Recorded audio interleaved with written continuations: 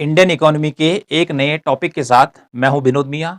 और आज इस टॉपिक में हम डिस्कस करने वाले हैं सतत विकास के ऊपर, धारणीय विकास के ऊपर, पोषणीय विकास के ऊपर। इस प्रकार से सतत विकास कहिए, पोषणीय विकास कहिए या धारणीय विकास कहिए, तीनों शब्दों का मीनिंग एक ही है। तो इन शब्दों का मीनिंग समझने से पहले ये जान लेते हैं कि सतत विकास की जो अवधारणा है, जो कॉन्सेप्ट है, ये कब आया। तो सतत विकास का जो कॉन्सेप्ट आया, यह सन 1987 में संयुक्त राष्ट्र पर्यावरण और विकास सम्मेलन में आया था, जिसे इंग्लिश में कहते हैं United Nations conference on environment and development, और शॉर्ट में कहते हैं UNCED। तो इस प्रकार से सतत विकास का जो कॉन्सेप्ट आया था, वह संयुक्त राष्ट्र पर्यावरण और विकास सम्मेलन की उपज है। अब आगे बढ़ते हैं कि सतत विकास किसे कहते हैं। तो सतत विकास का मीनिंग हुआ लगातार चलने वाला विकास, लगातार चलने वाला विकास। धारणीय विकास का मीनिंग भी यही है। अभी आपको आगे चलकर और डिटेल में बताएंगे। ये तो मैं सामान्य शब्दों में आपको बता रहा हूं कि ऐसा आर्थिक विकास जो लगातार जारी रहे, आज भी और आने वाले वर्षों तक कंटिन्यू चलता रहे। यही मीनिंग क्या है धारणीय विकास की, कि प्रकृति ने जो अभी धारण किया हुआ है, जो संसाधन रिसोर्सेस उसके पास हैं, वो रिसोर्सेस सदा उसके पास बने रहे, और इंसान का ये जो रिसोर्सेस हैं, ये संसाधन है, उसका पोषण करते रहे। वर्तमान जो मनुष्य भी धरती पर है, उसका भी करता रहे, आने वाली जितनी पीढ़ियां हैं उनका भी करता रहे। इस प्रकार से यह सामान्य अर्थ होता है सतत विकास का। तो सतत विकास की यहाँ पर डेफिनेशन मेरी लिखी हुई है। डेफिनेशन बहुत कुछ लिखा हुआ है, लेकिन सार आपको बताएंगे, और सार में आप समझ जाएंगे कि सतत विकास या धारणीय विकास या पोषणीय विकास किसे कहते हैं। तो सतत विकास के बारे में संयुक्त राष्ट्र पर्यावरण और विकास सम्मेलन ने क्या कहा कि किसे सतत विकास कहेंगे। तो उसने कहा कि ऐसा विकास जो वर्तमान पीढ़ी की आवश्यकताओं को भावी पीढ़ियों की आवश्यकताओं को पूर्ति क्षमता के समझौता किए बिना पूरा करें। ये परिभाषा दी है संयुक्त राष्ट्र पर्यावरण और विकास सम्मेलन ने। किसकी? सतत विकास की, सस्टेनेबल डेवलपमेंट की दी है। इसमें क्या कह रहा है कि ऐसा विकास, कैसा विकास? ऐसा विकास कि जो कि वर्तमान पीढ़ी, जो अभी हम धरती पर हैं, जो वर्तमान पीढ़ी है, उसकी आवश्यकताएं पूरी हों, जितने भी सुख सुविधाएं हैं वो उसका उपभोग करें। लेकिन इसमें आगे कहा गया है कि जो भावी पीढ़ी है, जो नेक्स्ट जनरेशन है, जो आगे पैदा होगी, फिर पैदा होगी, उसको भी वही सुविधाएं और वस्तुएं मिलनी चाहिए कि जिनका प्रयोग हम कर रहे हैं। तो यह इस परिभाषा का सार है। परिभाषा क्या कह रही है? परिभाषा कह रही है कि हम धरती पर जितनी सुख सुविधाओं का इस्तेमाल कर रहे हैं, प्रयोग कर रहे हैं, उनका हम भी करें, उसमें कमी ना हो, लेकिन जो आने वाली पीढ़ियां हैं उनको भी इसका लाभ मिलना चाहिए। अब ऐसा क्यों कहना पड़ा? यह इसलिए कहना पड़ा कि जो हमारे रिसोर्सेस हैं, चाहे हमारे कोई भी नेचुरल रिसोर्सेस हैं, जिसमें खनिज पदार्थ से लेकर और जैविक विविधता से लेकर वन है, इन पर जनसंख्या का भार लगातार बढ़ता चला जा रहा है। जनसंख्या लगातार बढ़ती चली जा रही है, और जिसका दुष्परिणाम निकल रहा है कि नेचुरल जो संसाधन है, प्राकृतिक संसाधन है, इंसान उनको लगातार दोहन कर रहा है, उनको खोदता जा रहा है, चला जा रहा है, उनको निकालते चले जा रहा है। ठीक है, वन काटे जा रहे हैं, वन काटे जा रहे हैं, और खदानों से लोहा, कोयला, सोना, चांदी, अभ्रक, मतलब जितनी भी चीजें हैं वो लगातार निकाली जा रही हैं। तो निकालते निकालते ये तो एक दिन खत्म हो जाएंगी, क्योंकि जो प्राकृतिक संसाधन हैं, जैसे लोहा की बात मैं कर रहा हूँ, या हम खनिज तेल की बात करें, या हम कोयले की बात करें, तो इनकी मात्रा धरती के अंदर सीमित है। और जिस गति से वर्तमान में इनको निकाला जा रहा है मनुष्य की आवश्यकताओं को पूरा करने के लिए, तो ये तो एक दिन समाप्त हो जाएंगे, क्योंकि इस प्रकार के जो संसाधन हैं इनको बनने में तो करोड़ों वर्ष लग जाते हैं, करोड़ों वर्ष लग जाते हैं, जबकि इंसान का जीवन जो काल होता है वो बहुत ही कम होता है। तो इस प्रकार से हम इन संसाधनों का दोहन करते गए, इनको खाते गए, इनका यूज करते गए, तो भविष्य की जो पीढ़ी है उसके लिए तो कुछ बचेगा ही नहीं, तो उसको भी बचाना है। इसमें यह बात कही गई है कि हमने ऐसा आर्थिक विकास करना है, कि हमने ऐसा आर्थिक विकास करना है कि वर्तमान में जो मनुष्य है, वर्तमान जो पीढ़ी है, सारी सुख सुविधाएं मिले और आने वाली पीढ़ियों को भी हमारी जैसी सुख सुविधाएं मिलती रहे। इसी को कहते हैं सतत विकास, या इसी को कहते हैं धारणीय विकास, या इसी को कहते हैं पोषणीय विकास। ओके, अब आगे देखिए, इसी में अर्थात जब संयुक्त राष्ट्र पर्यावरण विकास सम्मेलन हुआ था, तो उसमें ब्रूटलैंड आयोग बना था, ब्रूटलैंड कमीशन बना था, और उसने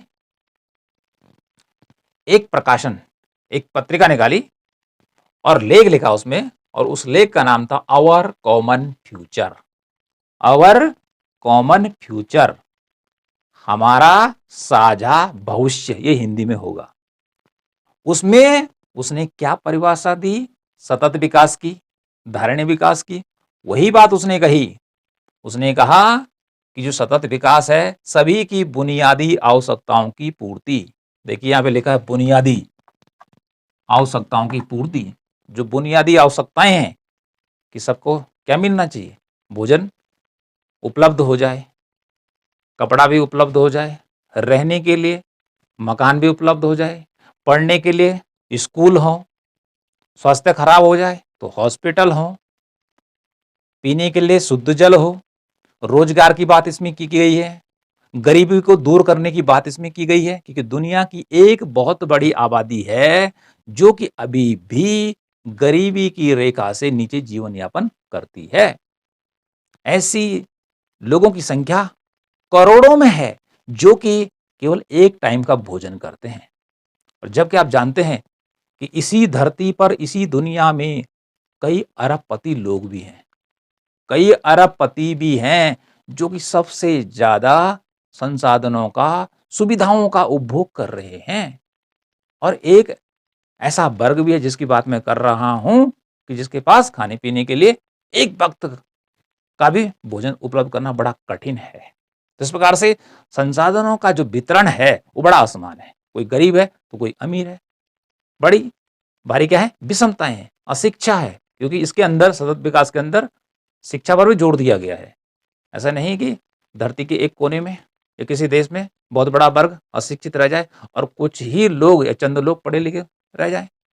तो जो अशिक्षित रहेंगे उनको विकास के फायदे नहीं पहुंचेंगे। विकास के फायदे या सुख सुविधाओं का उपभोग कौन करेगा इस धरती पर? कि जो पढ़ा लिखा होगा, जो अमीर होगा, और गरीब तो गरीब होता ही चला जाएगा।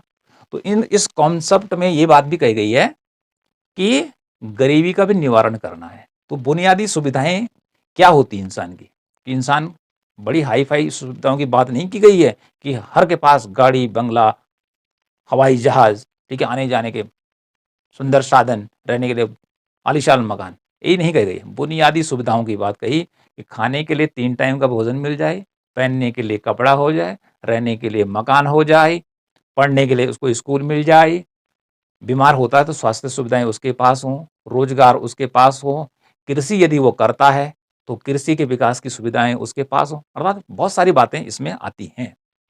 तो बुनियादी आवश्यकताओं की पूर्ति और अच्छे जीवन की आकांक्षाओं की संतुष्टि के लिए, क्योंकि यहाँ पे बात आ रही है अच्छे जीवन। अच्छा जीवन कब होगा? जब व्यक्ति को बुनियादी सुविधाएं प्राप्त होंगी, तभी जाके वह एक गुड फीलिंग के साथ जी सकता है, एक अच्छा लाइफ जी सकता है धरती पर। आकांक्षाओं की संतुष्टि के लिए सभी को अवसर प्रदान करने के रूप में की गई है। अवसर देना है विकास का, सबको देना है, बुनियादी सुविधाएं सबको मिले, कुछ को मिले और कुछ को ना मिले, तो उसे सतत विकास नहीं कहेंगे। तो इस प्रकार से जो ब्रूटलैंड आयोग है उसने आवर कॉमन फ्यूचर में भी वही बात की है सतत विकास की, जो कि संयुक्त राष्ट्र विकास सम्मेलन में कही गई थी। ओके, तो सार क्या है इसका, क्या निकलता है कि सतत विकास क्या चीज है? तो सतत विकास बता रहा है कि ऐसा विकास जो भावी पीढ़ियों की जीवन की संभावित औसत गुणवत्ता प्रदान करे। यानी कि ऐसे नहीं बात कही गई है कि सभी को बहुत ऊंची ऊंची चीजें और ढेर सारी सुविधाएं उपलब्ध हों। औसत गुणवत्ता की बात की गई है, औसत गुणवत्ता की बात की गई है कि बुनियादी सुविधाएं इनको मिल जाएं जो धरती पर हैं इस समय। ओके, और कम से कम वर्तमान पीढ़ी के द्वारा उपभोग की गई सुविधाओं के बराबर हो। इसमें यह बात भी कही गई है कि आने वाली जो पीढ़ी है उसको जो सुविधाएं मिलनी चाहिए वह औसत जितना इंसान इस समय यूज कर रहा है वो भविष्य की पीढ़ी को भी प्राप्त हो जानी चाहिए। ठीक है, तो इसे कहते हैं सतत विकास। ठीक है, लगातार चलने वाला विकास कि जिससे कि वर्तमान वाली पीढ़ी भी हंसी खुशी से जीवन जी सके और आने वाली जो पीढ़ियां हैं वो भी हंसी खुशी अपना जीवन जी सके। लेकिन जिएंगे कब? जब नेचुरल जो रिसोर्सेस हैं धरती में बने रहेंगे और हम जिस गति से उनको निकाल रहे हैं तो ये तो खत्म हो जाएंगे। तो आज सबसे बड़ी चिंता देखिए यहाँ पे लिखा हुआ है संयुक्त राष्ट्र पर्यावरण, क्योंकि पर्यावरण जब हम संसाधनों का अति दोहन करते हैं, पेड़ पौधों को काटते हैं, जंगलों का सफाया होता चला जा रहा है। ठीक है, बड़ी बड़ी कंक्रीट की बिल्डिंगें खड़ी होती चली जा रही हैं, बड़ी बड़ी फैक्ट्रियां लगाई जा रही हैं, जहां भी खनन हो रहा है उधर से क्या जंगल गायब होते चले जा रहे हैं। तो और इसके साथ ही पर्यावरण प्रदूषण लगातार बढ़ता चला जा रहा है, क्योंकि आर्थिक विकास करना है। विकास करना है तो जैसे कि सबको स्मार्टफोन उपलब्ध होना चाहिए। तो भाई स्मार्ट जो फोन है वो पेड़ में तो लगेगा नहीं, उसके लिए फैक्ट्री लगेगी, तो फैक्ट्री से धुआं भी निकलेगा, उसमें कई चीजों का क्या होगा, इस्तेमाल होगा, कई विषैले पदार्थ होंगे जो कहाँ जाएंगे, वायुमंडल में जाएंगे। इसी प्रकार से बहुत सारी फैक्ट्रियां हैं, चाहे कपड़े की फैक्ट्री है, ठीक है, चाहे गाड़ी बनाने की फैक्ट्री है, जहाज बनाने की फैक्ट्री है। तो ये सारी फैक्ट्रियां जहां काम कर रही हैं उनकी चिमनियों से धुआं निकल रहा है। जहां चमड़ा बन रहा है वहां चमड़े की फैक्ट्री से धुआं निकल रहा है, और बाकी जो धुएं के साथ तो हमने बात की है, और बाकी जो अवशिष्ट बच रहा है वो सब नदियों में बहा दिया जा रहा है। तो देखिए वायु कौन ले रहा है, इंसान ले रहा है, हम ले रहे हैं। उसके बाद पानी कौन पी रहा है, हम पी रहा है। तो सारा वातावरण क्या हो रहा है कि पर्यावरण प्रदूषण के कारण जो हमारी वायु है, हमारा जल है, हमारा जो थल है, मिट्टी है, वो सारा का सारा क्या होगा, गंदा हो गया है। ठीक है, गंदा हो गया है और गंदा होता चला जा रहा है। और इसी प्रकार से यदि फैक्ट्रियों का धुआं निकलता गया, गाड़ियों से निकलता हुआ धुआं निकलने की गति यही रही और गति और बढ़ रही है, क्योंकि पॉपुलेशन लगातार बढ़ती चली जा रही है। तो इससे प्राकृतिक संसाधनों का जो दोहन है ज्यादा हो रहा है, डिमांड लगातार बढ़ती चली जा रही है। तो जिससे क्या हो रहा है, पर्यावरण प्रदूषण बढ़ रहा है, और जो इंसान के लिए क्या है, खतरे की घंटी है। तो पर्यावरण प्रदूषण के कारण क्या हो रहा है कि जो धरती का टेम्परेचर है वो बढ़ रहा है। क्यों बढ़ रहा है? क्योंकि जो कार्बन डाइऑक्साइड गैस है ये ग्रीन हाउस इफेक्ट के लिए सबसे ज्यादा जिम्मेदार मानी जाती है। लगातार इन गैसों का उत्सर्जन अर्थात फैक्ट्रियों से ये गैसें लगातार निकलती जा रही हैं और कहाँ पहुंच रही है, वायुमंडल में। तो इससे धरती का तापमान बढ़ रहा है। तो ये चिंता का जो विषय है ये केवल इंडिया के लिए ही नहीं है बल्कि सारी दुनिया का चिंता का विषय है। तो इसलिए बात कही गई है, इसमें पर्यावरण प्रदूषण को रोकने की बात इसमें है, इसके अंदर कि विकास ऐसा करना है कि जिससे कि हमारा जो नेचर है, जो भगवान ने हमें प्रकृति दी थी पहले, वैसे ही साफ सुथरी रहनी चाहिए, और आने वाली पीढ़ी को भी जब हम उसको सौंपेंगे तो उसको भी ये जो भूमंडल है, ये जो पृथ्वी है, ऐसी साफ सुथरी मिलनी चाहिए। आगे बढ़ते हैं। तो अब करें क्या कि हमें विकास तो करना ही है, क्योंकि हम विकास को तो रोक नहीं सकते हैं। ऐसा नहीं कि सड़क नहीं बना सकते हैं, ओके, फैक्ट्रियां नहीं लगा सकते हैं। इसमें यह भी नहीं कहा गया है कि वर्तमान में जो लोग रह रहे हैं वो अपनी आवश्यकताओं को घटा दें, उत्पादन को घटा दें, सुविधाओं को घटा दें। ये बात इसमें नहीं कही गई है। इसमें यह कहा जा रहा है कि विकास करिए, लेकिन विकास ऐसा हो कि हाँ हमारा, अर्थात हम जो वर्तमान में हमारा विकास हो और आने वाली पीढ़ी का भी विकास हो। सतत विकास के लिए कौन सी रणनीतियां अपनानी है कि जिससे कि सतत विकास होता रहे, धारणीय विकास होता रहे। तो इसके लिए करना क्या है, ऊर्जा के गैर पारंपरिक स्रोतों का उपयोग। अब गैर पारंपरिक स्रोत कौन है? जैसे सौर ऊर्जा, क्योंकि जब तक सूर्य रहेगा तब तक हमें क्या रोशनी मिलती रहेगी, जब तक हवा रहेगी हमें हवा मिलती रहेगी। तो करना क्या है कि जो ऊर्जा के गैर पारंपरिक स्रोत हैं कि जिनको कि हम बार बार उपयोग कर सकते हैं, रिन्यूएबल है, पुनः नवीकरणीय संसाधन ये कहलाते हैं जिन संसाधनों का बार बार जन्म होता रहता है, ठीक है, उन्हें कहते हैं नवीकरणीय संसाधन, या उसी को कहा गया है गैर पारंपरिक स्रोत। तो यहां पर आ रही है ऊर्जा की जो एनर्जी देते हैं। तो एनर्जी के जो परंपरागत स्रोत हैं जिसका कि इंसान पहले से यूज कर रहा है, जैसे कि कोयला है, खनिज तेल है, इसका हम यूज कर रहे हैं। लेकिन कोयला और खनिज तेल का यदि यूज करते हैं तो आप जानते हैं गाड़ियों से कितना धुआं निकलता है, इसमें कितनी विषैली गैसें हैं कि सारी की सारी वायुमंडल में पहुंच रही हैं। इसी प्रकार से जो कोयला है, तो कोयला को जलाने से क्या निकलता है? कार्बन डाइऑक्साइड निकलता है, जिससे ग्लोबल वार्मिंग को बढ़ावा मिलता है। दुनिया का टेम्परेचर या तापमान क्या हो रहा है? बढ़ रहा है। तो भारत में अधिकांश जो लाइट पैदा होती है इंडिया के अंदर, वो है कोयले से पैदा होती है। थर्मल पावर प्लांट उसे कहते हैं। तो जब थर्मल पावर प्लांट चलता है तो होता क्या है, कोयला को जलाना पड़ता है तो भयंकर धुआं निकलता है, भयंकर धुआं निकलता है, और वह धुआं कहां पहुंचता है? वायुमंडल में पहुंचता है। और ऐसे ही दुनिया के देशों में भी होता होगा कि जहां पर थर्मल पावर प्लांट लगे हैं तो सारा धुआं ऊपर आकाश में, और आकाश के बाद कहां? ऊपर थोड़ी जाएगा सीधे उड़ के, वायुमंडल के बाहर यहीं बना रहेगा और इंसान के लिए खतरा पैदा करेगा, नाना प्रकार की बीमारियां देगा। तो हमने क्या करना है इसमें कि ऊर्जा के गैर पारंपरिक स्रोतों का उपयोग करना है।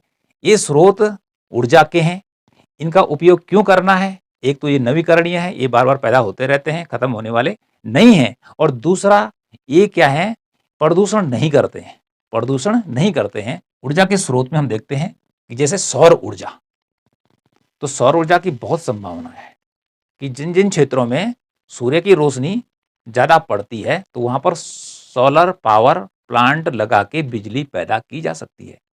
और यह बिजली का जो साधन है बहुत ही अच्छा है, नो प्रदूषण, किसी भी प्रकार का प्रदूषण नहीं, ओके, और लाइट हमेशा मिलती रहेगी। दूसरा है पवन ऊर्जा, जिन क्षेत्रों में हवा तेज चलती है तो वहां पवन ऊर्जा पैदा की जा सकती है, विंड टर्बाइन लगा के ऊर्जा लाइट पैदा की जा सकती है। तो इससे भी प्रदूषण नहीं होने वाला है, और हवा तो हमेशा चलने वाली है, तो धरती रहेगी तो हवा रहेगी, ओके, तो ये भी खत्म होने वाला नहीं है। सौर ऊर्जा पैदा करेंगे तो ये भी खत्म होने वाला नहीं है, मिलती रहेगी हमेशा, और ये प्रदूषण भी पैदा नहीं करेगा। इसके अलावा बात आ रही है लघु जलीय प्लांट की, जो हम डैम बना रहे हैं, तो बड़े बड़े डैम बन रहे हैं, तो जो बड़े डैम होते हैं वो पर्यावरण को, जितना बड़ा डैम उतना पर्यावरण को सबसे ज्यादा हानि पहुंचाता है। क्योंकि जब डैम बनाया जाता है तो उस क्षेत्र में कितना नुकसान होता है इसका अनुमान इस बात से लगा सकते हैं कि जो टिहरी डैम है, टिहरी डैम जो कि उत्तराखंड में स्थित है, टिहरी डिस्ट्रिक्ट में, तो उसकी जो झील है वो 42 किलोमीटर तक फैली हुई है। तो 42 किलोमीटर तक का क्षेत्र देखिए पूरा जलमग्न हो गया। जितने पेड़ पौधे, जितने ठीक है आवासीय बस्तियां थी, ठीक है, सब खत्म हो गई, वहां से इंसान को हटाना पड़ा, और पेड़ पौधे जो थे सारे के सारे जंगल तबाह हो गए, ओके।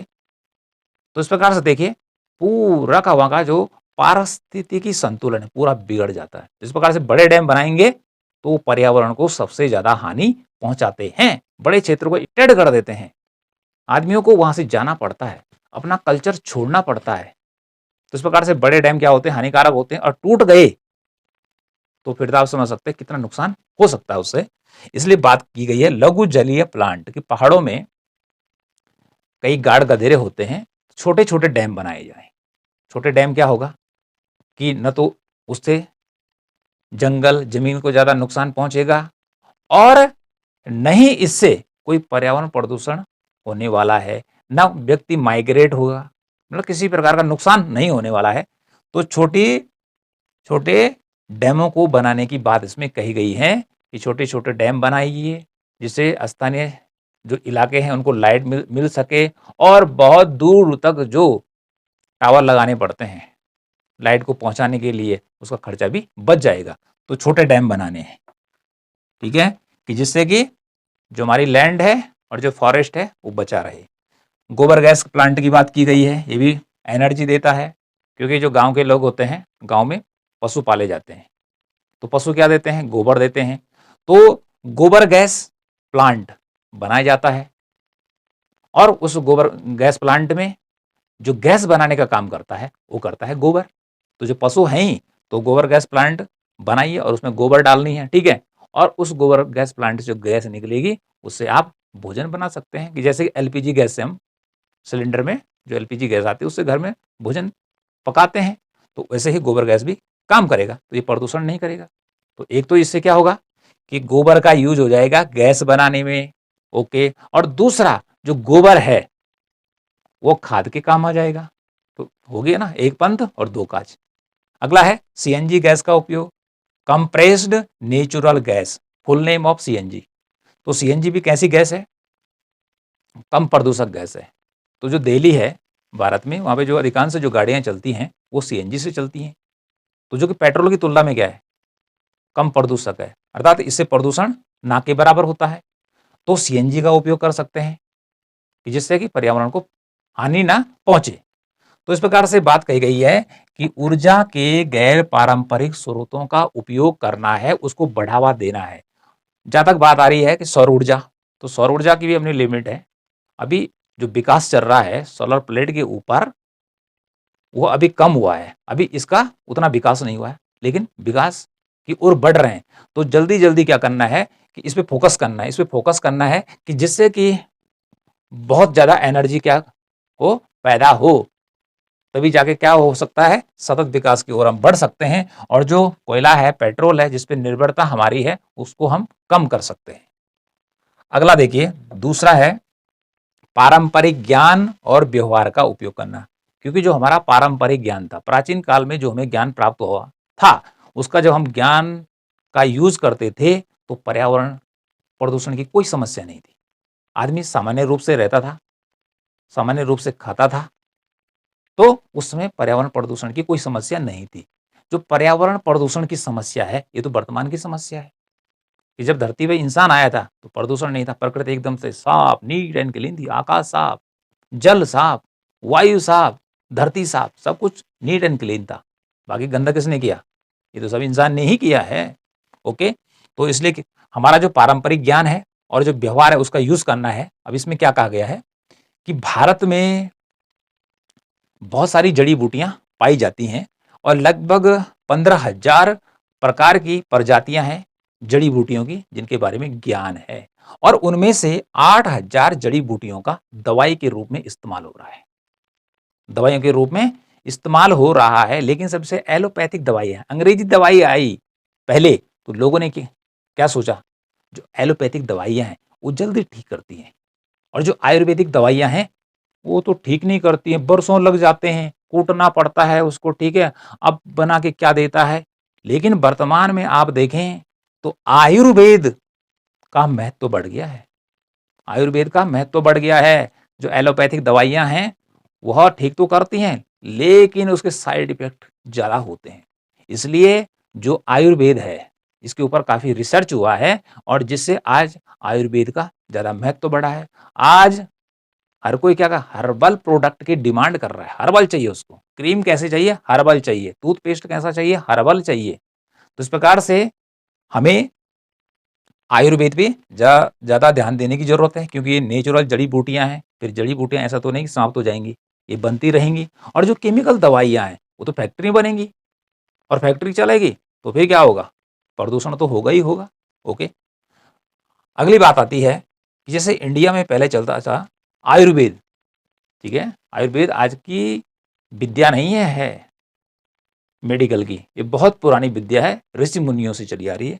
आयुर्वेद हो गया, यूनानी पद्धति हो गई, या तिब्बती पारंपरिक दवाइयाँ चला करती थी पहले, लेकिन बीच में इनका महत्व कम हो गया था जब एलोपैथी चरम पे पहुंच गया था। लेकिन जब लोगों ने इसका साइड इफेक्ट देखा, तो वर्तमान में लोग अब इस चीज़ की ओर बढ़ने लग गए हैं, ठीक है? इन दवाइयों का इस्तेमाल करने लग गए हैं, क्योंकि जो आयुर्वेदिक दवाइयाँ हैं, इनको खाइए तो नुकसान नहीं होगा, साइड इफेक्ट नहीं होगा, तो इधर आपको फायदा भी नहीं होगा।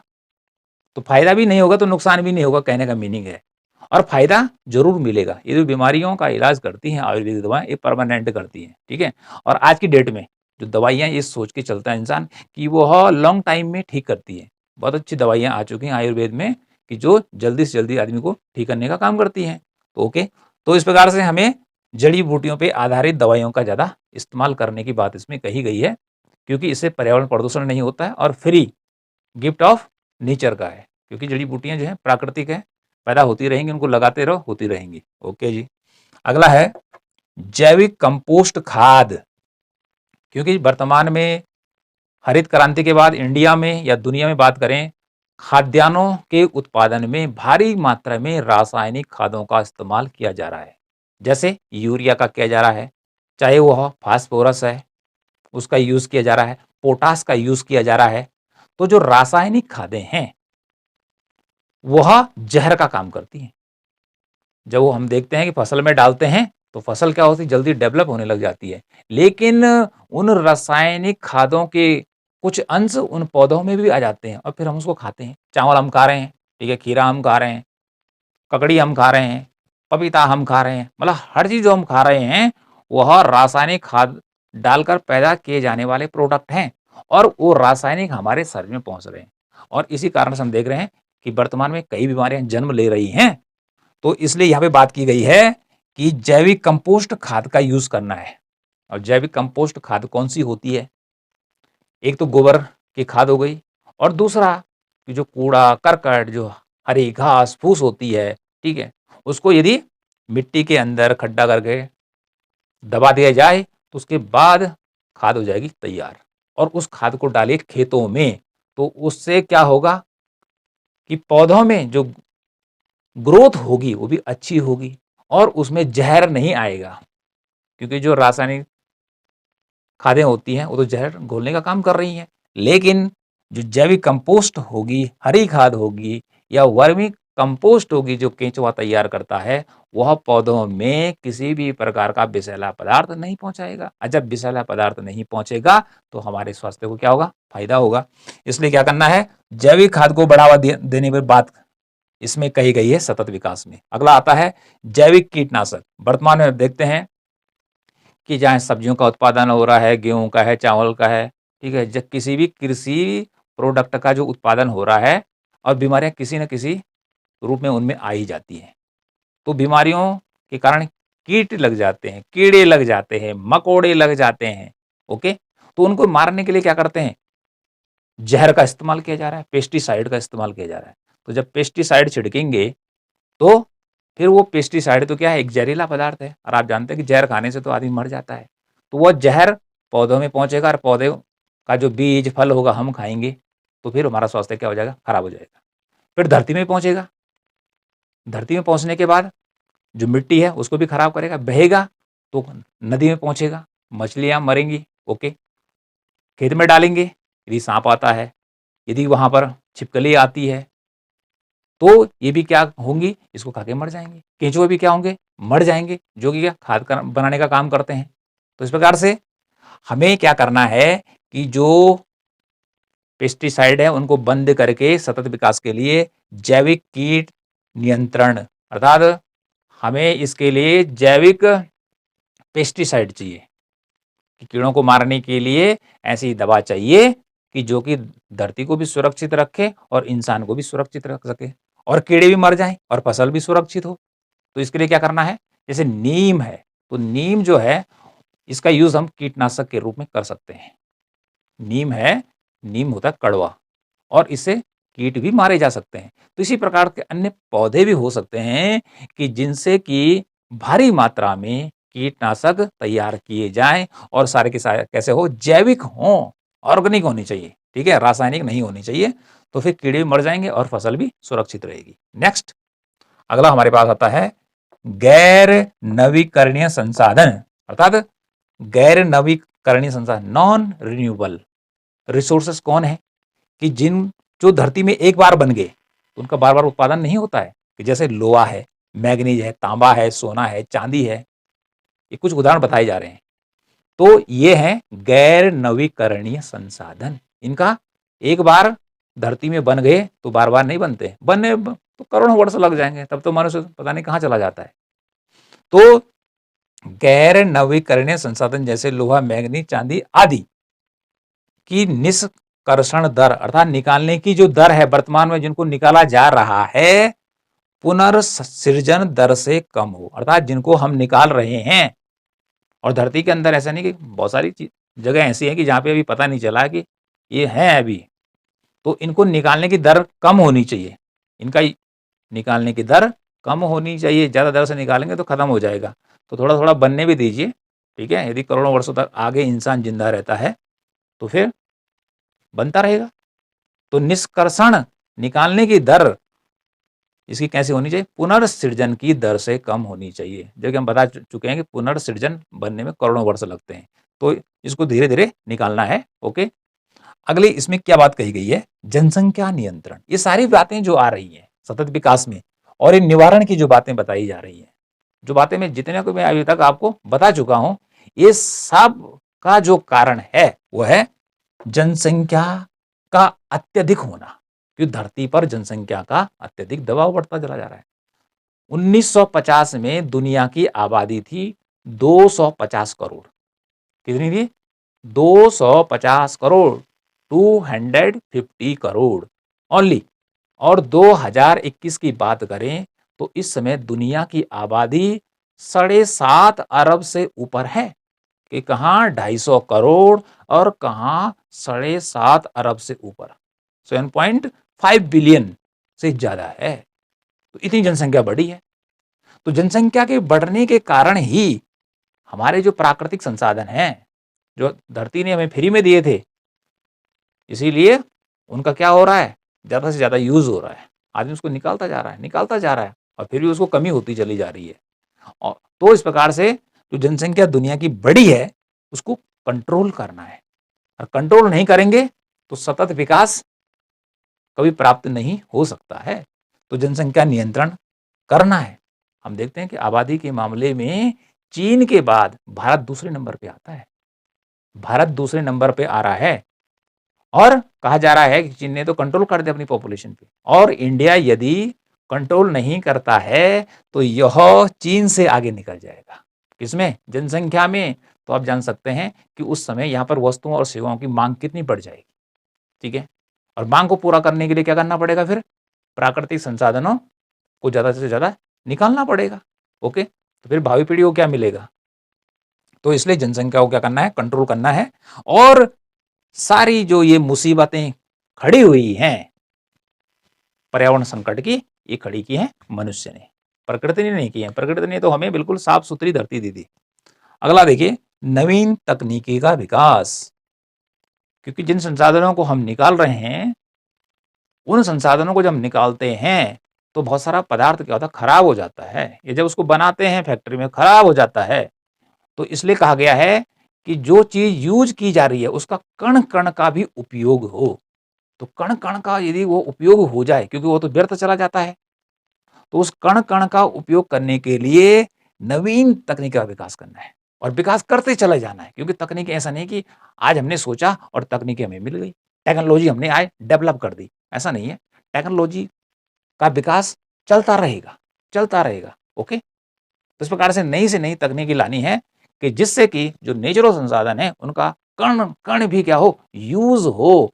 तो जो कण कण भी यूज होगा तो ज्यादा रिसोर्सेस नहीं निकालने पड़ेंगे। तो इस प्रकार से ये है आपका कि धारणीय विकास के अंतर्गत करना क्या है। इसके अलावा और भी सारी चीजें हैं कि जैसे कि इसमें बात कही गई है, जैसे मैं पहले जिक्र कर चुका हूं कि सबको शिक्षा, सबको स्वास्थ्य, सबको बिजली, सबको पानी, ओके, रोजगार, समानता, समानता की बात की गई है कि दुनिया के किसी कोने में क्या है कि पुरुषों को ज्यादा अधिकार है और महिलाओं को नहीं है, तो लैंगिक समानता चाहिए।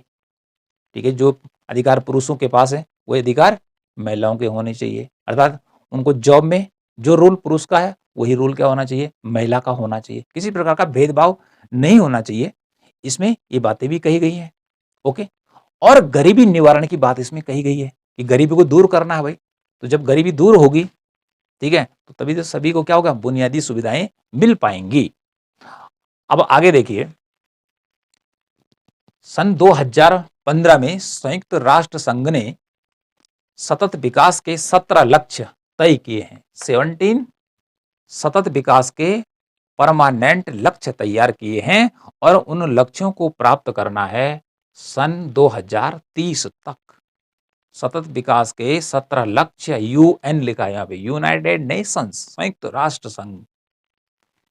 2015 में 17 लक्ष्यों की बात की गई है सतत विकास के, इनको प्राप्त करना है और कब तक प्राप्त करना है, 2030 तक का इनका एजेंडा है।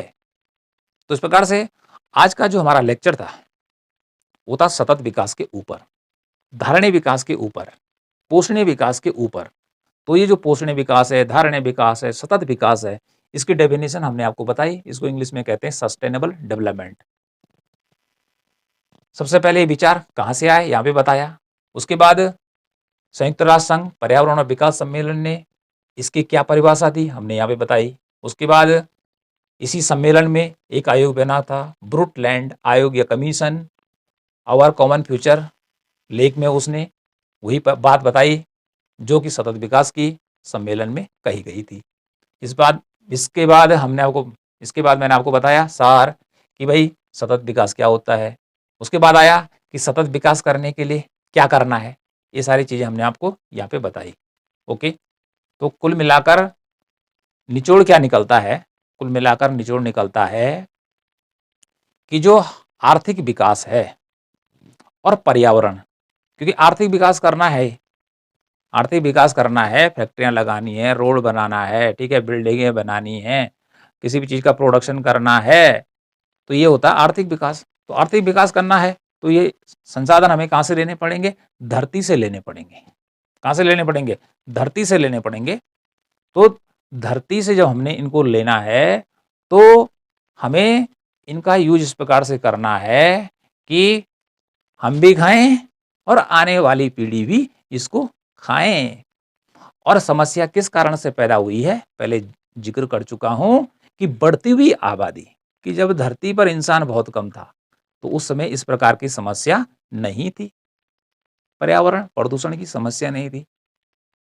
सतत विकास का कोई कॉन्सेप्ट आना ही कहां से था, ये तो बाद में आया कॉन्सेप्ट कि वह सतत विकास करना है, हमने खा दिया तो भविष्य की पीढ़ी क्या खाएगी।